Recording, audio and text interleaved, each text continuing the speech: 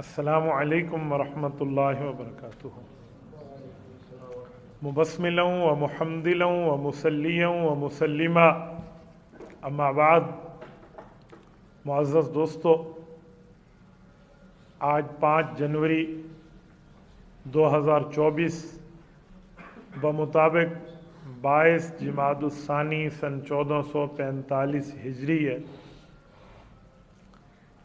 اور ماشاءاللہ آج ہمارے شہر میں کوئی ٹھنڈ نے کئی سالوں کے ریکارڈ توڑ دیے ہیں۔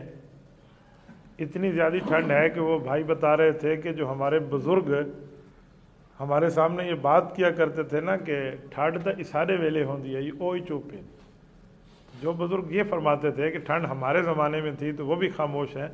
2024 جب سے شروع ہے، ہم نے سورج کی کوئی آدھا گھنٹہ زیارت کی ہے، آج تک کوئی 5-6 تاریخ ہونے کو ہے، لیکن سورج ابھی تک نظر نہیں آ رہا۔ دعا فرمائے اللہ تعالیٰ اس موسم کے حالات کو ٹھیک فرما دے۔ میرے ساتھیوں، آج یوم وفات ہے حضرت ابوبکر صدیق رضی اللہ تعالی عنہ کا، اور حضرت ابوبکر صدیق رضی اللہ تعالی عنہ وہ شخصیت ہیں جن کو رب کریم نے اس امت میں سرداری کا تاج عطا فرمایا ہے۔ حضرت ابوبکر صدیق رضی اللہ تعالیٰ کا انتقال ہے 22 جمادی الثانی سن 13 ہجری۔ آج سن 1445 ہجری کی 22 جمادی الثانی ہے، تو حضرت صدیق اکبر رضی اللہ تعالیٰ کو آج کے دن میں دنیا سے گئے ہوئے 1432 سال پورے ہو رہے ہیں۔ تو 1432 سال حضرت صدیق اکبر رضی اللہ تعالیٰ عنہ کے دنیا کے جانے کے مکمل ہوئے ہیں۔ دن بھی وہی ہے، جمعہ کی گفتگو کا وقت بھی وہی ہے، تو میں چاہتا تھا کہ میں حضرت صدیق اکبر رضی اللہ تعالیٰ عنہ کے حوالے سے چند معروضات آپ کی خدمت میں پیش کروں، جس سے رتبہ اور خطبہ ابوبکر بھی واضح ہو، اور حضرت ابوبکر صدیق رضی اللہ تعالیٰ عنہ کی زندگی پہ آپ کے اور میرے لیے راہیں بھی واضح ہوں کہ ہم اس کو کس طرح قابل عمل بنا سکتے ہیں۔ میرے ساتھیوں، حضرت ابوبکر صدیق رضی اللہ تعالیٰ عنہ وہ ہے جو آدمی اگر اسلام پر مال لگائے تو اس کے مال لگانے کی تعریف اللہ قرآن میں کرتے ہیں، نبی علیہ الصلوۃ والسلام اپنی حدیث والے فرمان میں کرتے ہیں۔ اور ابوبکر صدیق رضی اللہ تعالیٰ عنہ اگر کسی مسئلے پر غمگین ہو جائے تو اللہ تعالیٰ اس کو تسلی قرآن میں دیتے ہیں، اور حضور پاک صلی اللہ علیہ وسلم اس کو تسلی اپنے حدیث والے فرمان میں دیتے ہیں۔ اگر میں انہی 2 عنوانوں کے آپ کے سامنے رکھوں نا کہ ابوبکر مال لگائے تو تعریف کہاں ہے قرآن اور حدیث میں، اور ابوبکر صدیق رضی اللہ تعالیٰ عنہ غمگین ہو تو تسلی کہاں ہے قرآن اور حدیث میں، تو یقین مانیں یہ وقت اس حساب سے بہت محدود ہے۔ بہرحال میں اسی پر ایک حدیث اور ایک آیت آپ کی خدمت میں رکھنے لگا ہوں۔ سب سے پہلی اور بنیادی بات، حضرت ابوبکر صدیق رضی اللہ تعالیٰ نے جب نبی پاک صلی اللہ علیہ وآلہ وسلم پر مال خرچ فرمایا، اور یہ وہ وقت ہے جس وقت نبی پاک صلی اللہ علیہ وآلہ وسلم کے سامنے کوئی صحابہ کا مجمع موجود نہیں ہے، بلکہ حضور پاک علیہ الصلوۃ والسلام تنہا ایک دعوت کو لے کر اٹھے ہیں، اور وہ ہے شریعت اسلام کی دعوت، توحید کی دعوت، رسالت کی دعوت، اسلام، ایمان اور قرآن کی دعوت۔ اس وقت مکہ مکرمہ میں یہ بات کرنا کہ اللہ وحدہ لا شریک ہے، اللہ اکیلا ہے، اللہ کے ساتھ کوئی شریک نہیں ہے، یہ بات کہنا ان لوگوں کے کانوں کے لیے اچھوتی بات تھی۔ وہ کہتے تھے واہ، یہ کوئی نئی بات آ گئی ہے، ہم نے تو دیکھا ہے مشکلوں سے نکالنے کے لیے علیحدہ خدا ہے، ہم نے دیکھا ہے کہ راحتیں اور آسانیوں کے اندر ڈالنے کے لیے علیحدہ خدا ہے، خیر کا معاملہ رب کریم کے ہاں الگ ہے، شر کا معاملہ الگ ہے۔ انہوں نے تو بت دیکھے تھے، ہر بت ہر پرستش کے لیے ان کا نظریہ تھا کہ ہماری مدد اور نصرت کرتا ہے۔ تو ان کے سامنے یہ بات کرنا کہ لا الہ الا اللہ، اللہ کے سوا کوئی خدا نہیں ہے، تو ان کے عقلوں کے سامنے، ان کے کانوں کے سامنے، ان کی زبانوں کے سامنے یہ ایک اچھوتی بات تھی، تو وہ مخالف بن جاتے۔ نبی پاک علیہ السلام کی صرف بات کے مخالف نہیں تھے، وہ رسول اللہ صلی اللہ علیہ وسلم کی ذات کے جو مخالف بنے کہ نبی علیہ السلام کی جان لینا چاہیے۔ اس موقع پہ اسلام کے لیے مال لگانا اور جان لگانا، حضور پاک علیہ السلام کے تحفظ کے لیے مال لگانا اور جان لگانا، یہ ابو بکر صدیق رضی اللہ تعالیٰ کا کام تھا۔ حضرت ابو بکر صدیق کے بارے میں آتے ہیں کہ ان کے پاس 40,000 درہم اور دینار موجود تھے۔ جب نبی پاک صلی اللہ علیہ وسلم نے ایمان کی دعوت دی اور اسلام کی طرف بلانا شروع کیا تو ابو بکر صدیق نے یہ سارے کا سارا مال حضور پاک صلی اللہ علیہ وسلم پہ لگا دیا، اسلام کے اوپر لگا دیا، نبی پاک صلی اللہ علیہ وسلم کے دین پر لگا دیا۔ میں اس کی مثال پیش کرتا ہوں۔ 40,000 دینار اور درہم یہ کوئی عام رقم نہیں ہے۔ ہمارے حضرات آج درہم اور دینار کو نہیں جانتے، جو اس زمانے میں سونے اور چاندی کے سکے ہوتے تھے۔ میں تھوڑا سمجھانے لگا ہوں۔ دینار یہ سونے کا سکہ تھا اور درہم یہ چاندی کا سکہ تھا۔ ایک دینار کا وزن کتنا تھا؟ تو آپ اس سے اندازہ لگائیں کہ جس کے پاس 20 دینار ہوتے اس کے اوپر سال میں زکوٰۃ فرض ہو جاتی تھی، اور ان کی اگر ہم پیمائش کریں تو 20 دینار کا جو وزن ہے وہ 7.5 تولہ سونا بنتا ہے۔ جہاں 20 دینار 7.5 تولہ سونا ہو، مجھے بتائیں وہاں ابو بکر صدیق نے ہزاروں دینار نبوت علیہ الصلوۃ والسلام کی دعوت پر لگا دی ہے، تو ابو بکر صدیق نے کتنا مال خرچ کیا ہوگا۔ درہم کی بات کروں تو جس کے پاس 200 درہم ہو، گویا اس کے پاس 52.5 تولہ چاندی ہے۔ 52.5 تولہ چاندی جو ہے نا، یہ کم از کم کوئی 1 کلو کا آدھے سے بھی زائد بنتا ہے، کیونکہ 83 یا 84 تولے کا کلو بنتا ہے۔ یہ 200 درہم، اور ابو بکر صدیق کے لیے میں نے 40,000 کا لفظ بولا، تو آپ اندازہ لگائیں کتنے درہم اور دینار اس نے شریعت پہ لگائے ہوں گے۔ اچھا کیسے لگائے؟ لوگ پوچھتے ہیں، تو اس کے کئی مصرف ہیں، کئی جگہ ابو بکر صدیق نے مال خرچ کیا ہے۔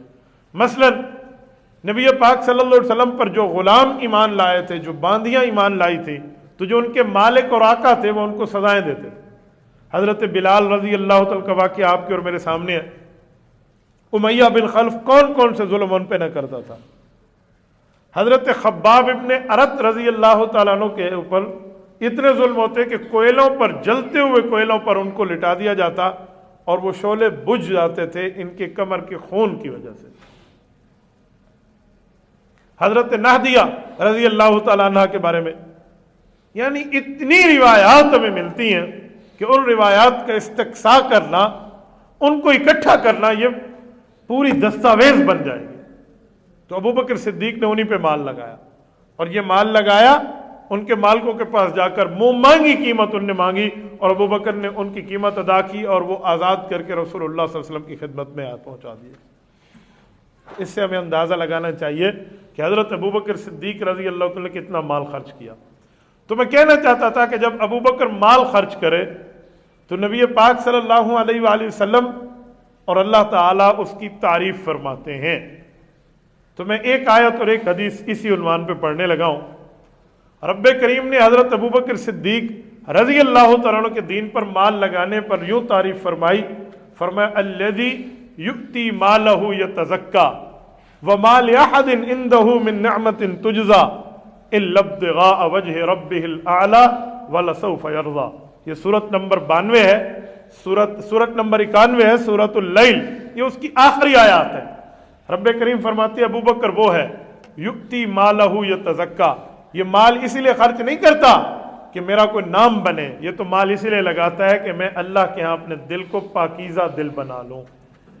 وَمَا لِأَحَدٍ عِندَهُ مِن نِعْمَةٍ تُجْزَى، اس کے اوپر کسی کا احسان نہیں ہے کہ یہ احسان کے بدلے میں مال لگا رہا ہے کہ یہ اس کا بدلہ دے رہا ہے، جی نہیں، إِلَّا ابْتِغَاءَ وَجْهِ رَبِّهِ الْأَعْلَى، یہ تو اپنے اللہ کی رضامندی کی تلاش میں ہے۔ وجہ ربہ الاعلی، رب کی رضامندی چاہتا ہے۔ اور پھر رب نے فرمایا جب یہ مال لگا رہا ہے تو ہم اس کی نیکی کو ضائع نہیں ہونے دیں گے، بلکہ وَلَسَوْفَ يَرْضَى، رب کریم اس سے راضی ہو جائے گا اور یہ اپنے اللہ سے راضی ہو جائے گا۔ یہ ابو بکر صدیق کے مال لگانے پہ قرآن کریم رسول پاک صلی اللہ علیہ وسلم پہ نازل ہوا، اور نبی اقدس صلی اللہ علیہ وآلہ وسلم کے اوپر اللہ تعالیٰ نے یہ بات نازل فرما کر آپ کو اور مجھے بتائی کہ ابو بکر صدیق رضی اللہ عنہ کے مال کو اللہ تعالیٰ نے کتنی شرف قبولیت عطا فرمائی ہے۔ آئیں حضور پاک علیہ السلام کا فرمان میں آپ کے سامنے جامع ترمذی سے پیش کرنے لگا ہوں۔ یہ حضرت ابو ہریرہ رضی اللہ تعالیٰ عنہ راوی ہیں، وہ ارشاد فرماتے ہیں عن ابی ہریرہ رضی اللہ تعالیٰ عنہ قال قال رسول اللہ صلی اللہ علیہ وسلم، حضور پاک صلی اللہ علیہ وسلم نے ارشاد فرمایا ما لأحد عندنا ید الا وقد کافیناہ، کیا ہمارے اوپر جس بندے نے احسان کیا میں نے دنیا میں ہر اس بندے کے احسان کا بدلہ دے دیا۔ جس نے ہمارے ساتھ کوئی نیکی اور اچھائی کی ہم نے اس کے احسان کا بدلہ نیکی اور اچھائی کے ذریعے دے دیا۔ اور آگے فرمایا ما خلا ابا بکر، سوائے حضرت ابو بکر صدیق کے احسانوں کے، فإن لَهُ عِندَنَا يَدًا، اس بندے کے ہم پہ اتنے احسانات ہیں یکافئہ اللہ بہا یوم القیامہ، کل قیامت میں اللہ تعالی سے لے کر اس کے احسان کا بدلہ پورا کروں گا۔ اور پھر فرمایا ما نفعنی مال قط، فرمایا کسی کے مال نے مجھے جتنا فائدہ دیا پر اتنا نہیں دیا ما نفعنی مال ابی بکر، جتنا ابو بکر صدیق کے مال نے شریعت کو فائدہ دیا۔ یہ نبی علیہ السلام تعریف کرتے ہیں۔ تو میں نے پہلا عنوان آپ کی خدمت میں رکھا تھا کہ ابو بکر اسلام پر لگائے تو اللہ قرآن میں اور حضور پاک علیہ السلام فرمان میں ابو بکر صدیق کی تعریف کرتے ہیں۔ اب دوسرا عنوان کہ ابو بکر پریشان ہو تو اللہ قرآن میں ابو بکر کو تسلی دیتے ہیں، اور حضور پاک علیہ الصلوۃ والسلام اپنے فرمان میں ابو بکر صدیق کو تسلی دیتے ہیں۔ مثلا مشہور ترین واقعہ جو آپ سن چکے ہیں کہ جب ہجرت میں نبی علیہ الصلوۃ والسلام کے ساتھ حضرت ابو بکر صدیق ہی تھے، اور حضرت ابو بکر صدیق نے حضور پاک صلی اللہ علیہ وسلم کو اتنا خفیہ طریقے سے لایا کہ وہ خفیہ طریقہ اس دھرتی پہ آج بھی بڑی بڑی انٹیلیجنس وہاں سے سبق لیتی ہیں کہ ابو بکر نے اسٹریٹجی کیا بنائی تھی کہ حضور پاک کو مکہ سے مدینہ لے کر کیسے جاؤں گا۔ مشہور ہو چکا تھا کہ حضور پاک مکہ سے جائیں گے تو مدینہ جائیں گے، تو ابو بکر صدیق نے مدینہ جانے کے لیے مدینہ کا روٹ اختیار نہیں کیا، ابو بکر صدیق نے یمن کا روٹ اختیار کیا۔ یمن اور مدینہ ایک دوسرے سے اپوزٹ ہے۔ یہ جو غار ثور ہے یہ مدینہ کے راستے پہ نہیں ہے۔ مکہ مکرمہ اللہ تعالیٰ آپ سب کو لے جائے، اللہ آپ کی برکت سے ہمیں لے جائے، تو جب آپ غار ثور پہ جائیں نا تو غار ثور یہ طریق المدینہ پہ نہیں ہے کہ مدینہ منورہ کا روڈ ہو، یہ طریق الیمن ہے۔ تو ابو بکر نے تو حضور علیہ السلام کو مدینہ لے کر جانا تھا، تو یمن کے روڈ کے اوپر کیوں لائے ہیں؟ اس کی بنیادی وجہ یہ کہ ابو بکر کی اسٹریٹجی تھی کہ جب یہ ہمیں غائب پائیں گے تو ہماری تلاش میں نکلے گا دشمن، اور جب دشمن کو پتہ چلے گا یہ نہیں ہے تو مدینہ کا روڈ پہ جائیں گے، اور اس طرف ہمیں نہیں ہونا چاہیے، ہمیں اس وقت کہیں اور جگہ پناہ لینی چاہیے، جب ان کا خیال ختم ہوگا پھر ہم اس روڈ پہ چلیں گے۔ یہ ابو بکر صدیق کی اسٹریٹجی تھی۔ تو حضرت ابو بکر ایسے لائے تھے کیونکہ وہ ابو بکر جانتے تھے کہ میرے سر پہ بھی اور حضور کے سر پہ بھی 100 اونٹ کا انعام لگا ہوا ہے، کل 200 اونٹ ہے۔ آج 1400 سال کے بعد ہم اونٹ کی اہمیت نہیں سمجھتے کہ اس زمانے میں اونٹ کی اہمیت کتنی تھی۔ آج میں کسی کو کہوں نا کہ فلاں بندے کے سر پہ ایک لینڈ کروزر دینے کا انعام لگا ہے، وہ کہے گا واہ بہت بڑا انعام ہے۔ کیوں؟ آج لینڈ کروزر جتنی ہماری ضرورتیں پوری کرتی ہے نا تو ہمیں اس کا احساس ہے۔ اونٹ اس زمانے کی لینڈ کروزر ہے، اونٹ کا اتنا زیادہ رتبہ سمجھا جاتا تھا اس زمانے میں جتنا آج ہم بہت سی بڑی گاڑیوں کو رتبہ سمجھتے ہیں۔ پھر ایک اونٹ بھی نہیں، 100 اونٹ کا انعام حضور پاک کے سر پہ لگا ہے، تو 100 لینڈ کروزرز ہیں نا، اور یہی انعام حضرت ابو بکر کے سر پہ لگا ہے۔ تو میں یہاں ایک جملہ، جب بھی یہ حدیث پڑھتا ہوں تو ایک جملہ لوگوں کو کہتا ہوں کہ دیکھو وہ کافر تھے، مکہ کے بے ایمان تھے، دشمن اسلام تھے، حضور پاک علیہ السلام کے مخالف تھے، لیکن ابو بکر کی حضور سے محبت جانتے تھے، اس لیے جتنا انعام حضور کے سر پہ رکھا اتنا انعام ابو بکر کے سر پہ رکھا۔ وہ محبت سمجھتے تھے کیونکہ آنکھوں سے دیکھ رہے تھے کہ اس شخص کی حضور سے محبت کتنی ہے، اس کا پیار کتنا ہے۔ ورنہ ہو سکتا ہے نبی اور امتی کے فرق کو سامنے رکھ کے وہ کہتے بھئی یہاں 100 اونٹ ہے وہاں 50 کر دو، یہاں سے ابو بکر صدیق کی وفاداری سمجھ آتی ہے جسے دشمن بھی مان جائے۔ تو ابو بکر صدیق حضور پاک کو اس غار میں جب لائے نا، اور کفار نے بہت سی جگہ تلاش کی، آخر حضور پاک علیہ الصلوۃ والسلام جب مدینہ کے راستے پہ نہ ملے نا، تو یہ لوگ پھر نشان قدم کی تلاشوں میں آئے کہ قدم کے نشان کہاں جا رہے ہیں۔ حضرت ابو بکر صدیق رضی اللہ تعالیٰ کے قدم کے نشانات اور حضور کے پاک علیہ السلام کے نشانات اکٹھے اس طرف جا رہے تھے جہاں یمن کا روڈ ہے اور غار ثور ہے۔ تو یہ اس کھوجی کو لائے تھے کہ ہم تجھے جتنی فیس کہیں گے دیں گے، تو جیسے کیسے کر کے ہمیں یہ تلاش کر کے دے۔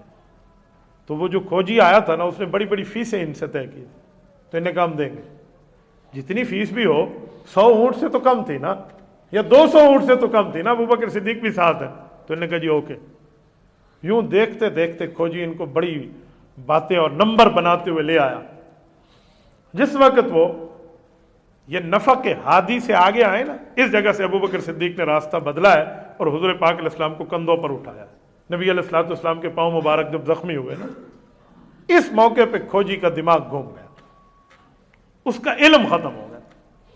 اس نے بڑا زور لگایا ادھر ادھر، 15 20 25 منٹ گھنٹہ ان سے لیا، آخر میں کہنے لگا بھائی اپنی فیس واپس لے لو۔ انہوں نے کہا کیا ہوا، فیس کم ہے؟ یعنی کم نہیں ہے، میرا علم جواب دے گیا۔ کہ تیرا علم کیوں جواب دے گیا؟ انہوں نے کہا دونوں پاؤں پیچھے سے آ رہے ہیں، آگے یہاں پہ آ کے دونوں پاؤں ہیں، آگے ایک بندے کے پاؤں کے نشان آتے ہیں، دوسرے کے نہیں ہیں، نہ دوسرا واپس گیا، نہ دائیں گیا، نہ بائیں گیا، نہ آگے گیا، نہ پیچھے گیا۔ تو دو باتیں ہیں، یا تو اس کو آسمان لے گیا یا اس کو زمین کھا گئی ہے۔ تو میں تمہارے ساتھ کیوں دھوکہ کروں، آخر میں جا کے دوسرا بندہ نہ ڈھونڈ پاؤں تو تم تو مجھے الٹا ذلیل کرو گے۔ تو میں عزت دار قوم کا آدمی ہوں، خاندانی بندہ ہوں، میں 2 نمبری نہیں کر سکتا، اپنے پیسے واپس لو۔ تو یہ سارے مکہ کے کافر جب سر پکڑ کے بیٹھے تو ابو جہل اٹھا، اس نے کہا اس مسئلے کا حل اگر میں دے دوں تو اس نے کہا پھر ٹھیک ہے، آپ کو اور میرا کانٹریکٹ باقی ہے، میں آگے چلوں گا۔ انہوں نے کہا جی میں حل دیتا ہوں، میں ابو بکر کی محبت سمجھتا ہوں، مجھے ایک سوال کا جواب تو دے دے، تیری مشکل کا حل میں نکال دوں گا۔ انہوں نے پوچھا کیا سوال؟ کہا یہ جو نشانات آگے جا رہے ہیں ایک بندے کے، یہ دار ارقم سے نکلے ہوئے محمد الرسول اللہ صلی اللہ علیہ وسلم کے قدم کے نشانات ہیں، یا دار بنی تمیم ابو قحافہ ابو بکر کے گھر سے نکلے ہوئے نشانات ہیں؟ تو اس نے پیچھے سے ملا کے نشانات دکھائے کہ یہ تو ابو بکر کے نشانات ہیں جو آگے جا رہے ہیں۔ انہوں نے کہا بس میں نے دیکھ لیا ہے۔ کہا کیا دیکھا تو نے؟ کہا میں اس نتیجے پہ پہنچا ہوں، اس نے دیکھا ہوگا نا کہ میرے نبی کے قدموں میں تکلیف ہوئی تو اس نے کندھے پہ اٹھا لیا۔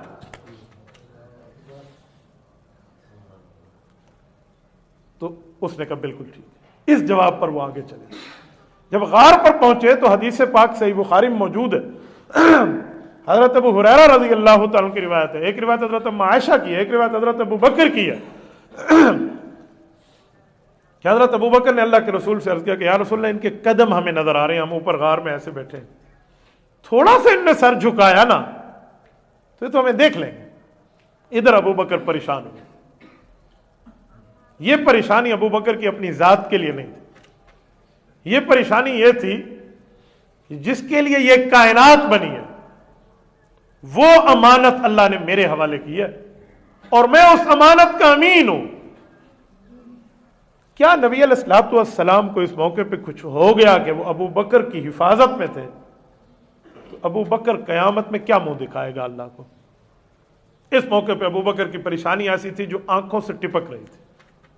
نبی پاک علیہ السلام نے محسوس فرمایا تو حضرت ابو بکر صدیق کو تسلی دی، اور پھر وہ تسلی حضور کی زبان سے اللہ نے دلوائی۔ قرآن کریم کہتا ہے اذ اخرجہ الذین کفروا ثانی اثنین اذ ہما فی الغار اذ یقول لصاحبہ لا تحزن ان اللہ معنا۔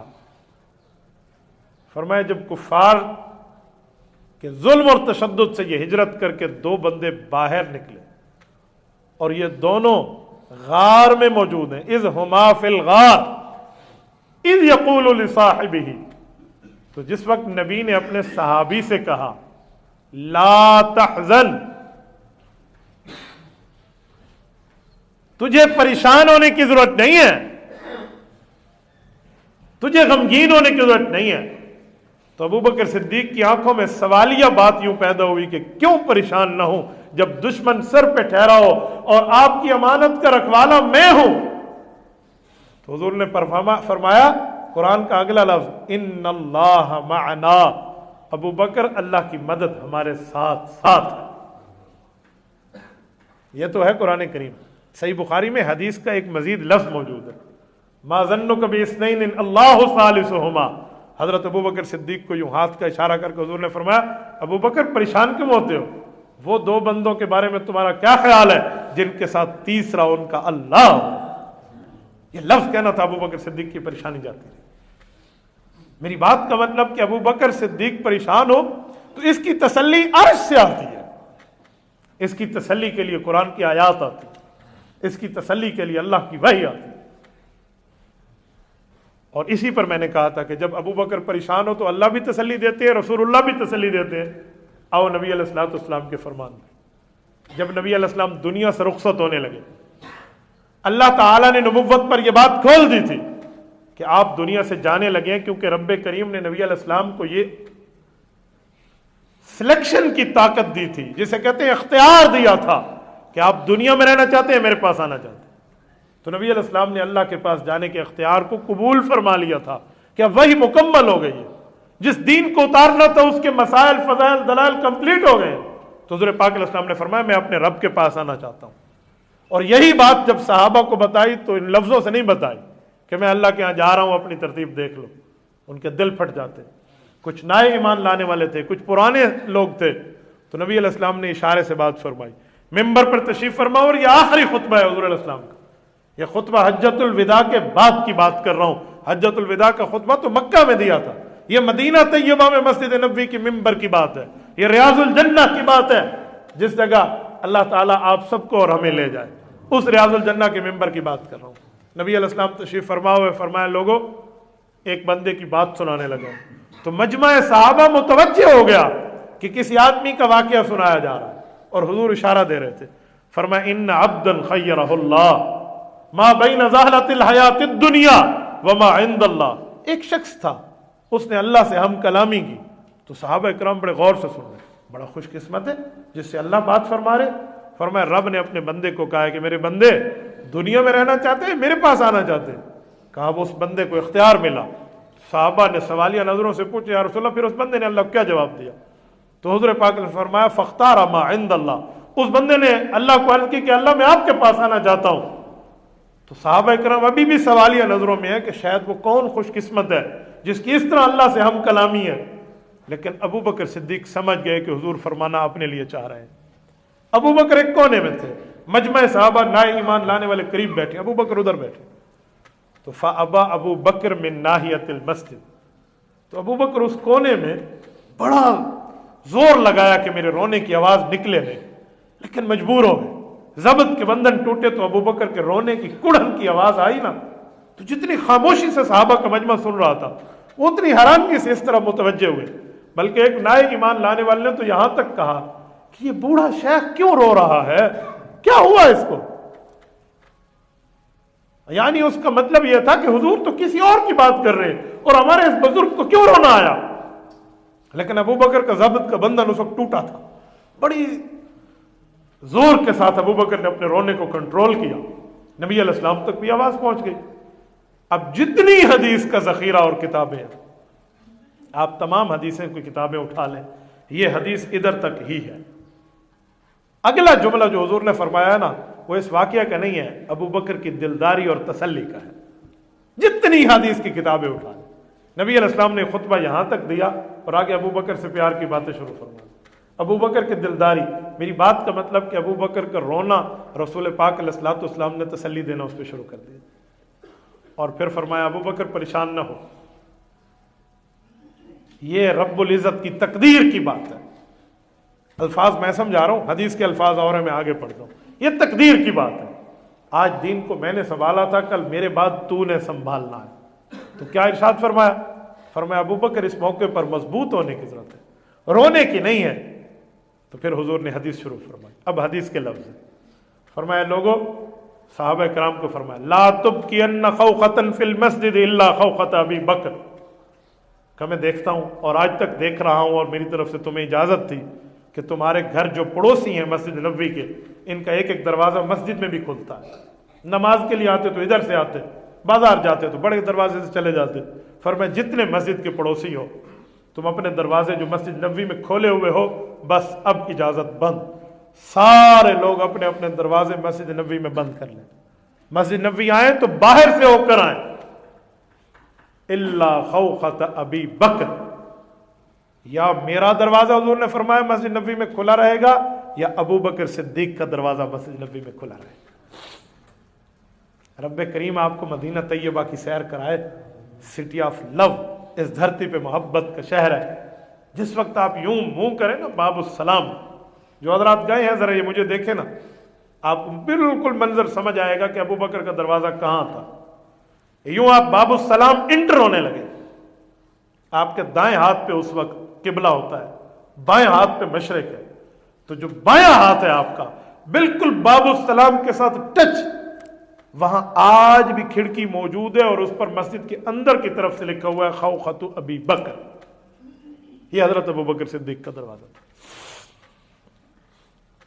आप अंदाजा लगाए नबी अलैहिस्सलाम ने अबू बकर के घर की दरवाजे सेटिंग की भी इतनी हद तक अबू बकर को तसल्ली दी कि अबू बकर अब रोने का नहीं, मजबूत होने का वक्त है। मेरा दरवाजा खुला रहेगा या तेरा दरवाजा खुला रहेगा? यह क्या इशारा था? बतलाना यह था कि लोगों आज मैं आ रहा हूं मस्जिद नबी में उम्मत की रहनुमाई के लिए, कल मेरा जानशीन और खलीफा बिला फसल बन के अबू बकर आएगा और उम्मत की रहबरी करेगा। मेरे दोस्तों, मेरी बात का मतलब है नबी पाक सल्लल्लाहु अलैहि वसल्लम ने वहां उस मौके पे भी तसल्ली अबू बकर को दी है जिस मौके पे अबू बकर सिद्दीक रजी अल्लाह तआला रो रहे हैं। तो मैंने ये दोनों उन्वान आपकी खिदमत में चलाए थे। मैं दोनों उन्वानों की समरी और खुलासा पेश करके बात खत्म करने लगा हूं कि अबू बकर माल लगाए फिर भी अल्लाह कुरान में इसकी तारीफ करे, हुजूर फरमान में इसकी तारीफ करे, और अबू बकर परेशान हो तो अल्लाह कुरान में इसे तसल्ली दे, हुजूर अलैहि सलाम फरमान में इसे तसल्ली दे। ये शख्सियत है जिसके आज के दिन में, आज 22 जमादुस्सानी सन 1445 हिजरी है, आज के दिन में अबू बकर सिद्दीक के इंतकाल को 1432 साल पूरे हो रहे हैं। 13 हिजरी और 22 जमादुस्सानी था अबू बकर सिद्दीक दुनिया से रुखसत हुए। आज 22 जमादुस्सानी 1445 हिजरी है। तो मेरे दोस्तों, ये अबू बकर है जिसके नाम से भी मोहब्बत, वफा, प्यार, ताल्लुक, अकीदत और यगानगत ऐसे टिपकती है जैसे आसमान के बदलों से बारिश टिपकती है। ये अबू बकर सिद्दीक है जिसको दुनिया इस्लाम कयामत तक मोहब्बत का सलाम पेश करता रहेगा। और रब्बे करीम ने इस दिल अक़दस अबू बकर सिद्दीक के दिल पर भी जो दुआ आई वो यूं कबूल की कि हिजरत की रात चेहरा मुस्तफ़ा को देखते हुए अल्लाह से दिल ही दिल में मांगा। ऊंची दुआ नहीं मांगी कि हुजूर का आराम खराब होगा, दिल में मांगा था कि अल्लाह, ये आपने मेरे लिए खुशकिस्मती बनाई कि मुझे हुजूर का पहरेदार बनाया। अल्लाह, मैं दुआ करता हूं मेरा ये पहरा आखिर दम तक बरकरार रहे। अगर मौत के बाद भी पहरा हुजूर पे हो सके तो मेरा बरकरार रहे। अबू बकर के दिल से उठने वाली इस दुआ को रब ने वो शर्फ कबूलियत बख्शा है कि आज भी रोज़े रसूल में अबू बकर का पहरा बरकरार है। जिस रोजे पे आप और हम हुजूर पे सलाम पढ़ते हैं, हुजूर इस्लाम की कब्र मुबारक रसूलुल्लाह के सीने के बकदर अबू बकर सिद्दीक का सर मुबारक है और अबू बकर के सीने के बकदर हजरत उमर का सर मुबारक है। ये वो खुशकिस्मत लोग हैं कि आज भी पहरा नबी में शामिल है। एक हदीस पाक आप और हम सुनते हैं कि जिस बंदे की जहां कब्र बनती है वहां से उसकी मिट्टी उठाई जाती है, बल्कि हम कुरान की आयत पढ़ते हैं वो मिट्टी डालने के लिए। ये सूरत ताहा आयत नंबर 55, मिनहा खलकनाकुम व फीहा नुईदुकुम व मिनहा नुखरिजुकुम तारतन उखरा। ये 3 जब हम मुठियां डाल रहे होते हैं, 3 मरतबा पढ़ रहे होते हैं, इसका तर्जमा है मिनहा खलकनाकुम, अल्लाह ने इसी मिट्टी से तुझे पैदा किया, व फीहा नुईदुकुम, इसी मिट्टी में तुम्हें लौटाएगा, व मिनहा नुखरिजुकुम तारतन उखरा, और इसी मिट्टी से कल क़यामत में तुम उठोगे। तो हम यकीन से कह सकते हैं कि जिस मिट्टी मुबारक से हुजूर पाक अलैहिस्सलाम की पैदाइश हुई, इसकी पड़ोसन मिट्टी से हजरत अबू बकर की भी हुई, हजरत उमर की भी हुई, ये वहीं लौटाए गए। और कल क़यामत के दिन होगा जिस रोजे से रसूलुल्लाह बाहर तशरीफ लाएंगे, इसी रोजे से अबू बकर उमर बाहर तशरीफ लाएंगे। जो दुआ गार में मांगी रब ने मज़ार ता क़यामत कबूल की है। अल्लाह ताला हजरत अबू बकर की कब्र पे करोड़ों अरबों रहमतें नाज़िल फरमाए। नबी पाक सल्लल्लाहु अलैहि वसल्लम की सीरत और अबू बकर के किरदार पे आपको, मुझे, पूरी उम्मत को अमल करने की तौफीक अता फरमाए। अस्सलाम वालेकुम मुफ्ती साहब, अगर इमाम का दौरान नमाज वज़ू टूट जाए तो नमाज किस तरह मुकम्मल करेगा, मसलन फ़राइज़, ईदैन और जनाजा? देखें, नमाज जनाजे का मसला तो और है क्योंकि वो दुआ है। ईदैन और फ़राइज़ की बात मैं आपकी खिदमत में अर्ज़ किए देता हूँ। अगर इमाम का वज़ू टूटा है तो फ़ौरन उस आदमी को चाहिए वो पीछे से हाथ पकड़े एक बाशरा मुक्तदी का, उसे आगे कर दे, वो नमाज मुकम्मल करा देगा। इसलिए कहते हैं इमाम के साथ साथ वो लोग ठहरें जो इमाम का खलीफा बन सकें। खलीफा किसे कहते हैं कि अगर इमाम को वज़ू टूटा है, नक्सीर आ गई है, अब नक्सीर तो आपके और मेरे कंट्रोल में नहीं है, दौरान नमाज एक आदमी को नक्सीर आ जाए, कोई खून का फोड़ा फंसी हो, वो पीप निकल आए, वज़ू तो टूट गया। तो जब वज़ू टूट गया है तो इस दौरान वो क्या करे? आमतौर पर तो नमाज तोड़ दी जाती है, अगर पीछे कोई आदमी ठहरा है तो उसको आगे कर लेना चाहिए। ये शरीयत से साबित है। जिस वक्त हजरत उमर रजी अल्लाह तआला को खंजर लगा था, उस जालिम क्या नाम है उसका, अबू लोलो फिरोज मजूसी का, जिसने खंजर मारा, तो हजरत उमर रजी अल्लाह तआला के खून का फव्वारा बाहर निकला, तो पीछे से हाथ पकड़ा हजरत अब्दुर्रहमान बिन औफ रजी अल्लाह अन्हु का, और हजरत उमर ने उन्हें आगे कर दिया और उन्होंने नमाज को मुकम्मल फरमाया। तो बेहतर तो यही है कि पीछे से उसे पकड़ के आगे कर दिया जाए, तो बहुत ही बेहतर है, ऐसी तरतीब चलेगी। वितर की नमाजें रफुल यदैन के साथ पढ़ते हैं, लेकिन तशहुद में याद नहीं रहा कि मैंने उस वक्त हाथ उठाया था या नहीं, दुआए कुनूत में अब सजदा साहब करूं या क्या करूं? देखें, एक है दुआए कुनूत पढ़ना, यह वाजिब है, एक है हाथ उठाकर शुरू करना। ये जो हाथ उठाना है ये सुन्नत है। जो हम दुआए कुनूत में हाथ उठाते हैं ना वितर में, ये हाथ उठाना सुन्नत है, दुआए कुनूत पढ़ना वाजिब है। दो बातें हैं, आप हाथ उठाना भी भूल गए और दुआए कुनूत पढ़ना, तो सुन्नत का सवाब खत्म हो जाएगा पर आपके वितर हो जाएंगे, दोबारा वितर पढ़ने की जरूरत नहीं रहेगी। मुफ्ती साहब, जिना कर्ज है? देखें, यह समझाने के लिए कहा जाता है कि जो जिना जो है ये कर्ज है, आप करेंगे तो फिर आपके ऊपर भी ये काम किया जाएगा, पर यह जरूरी नहीं है।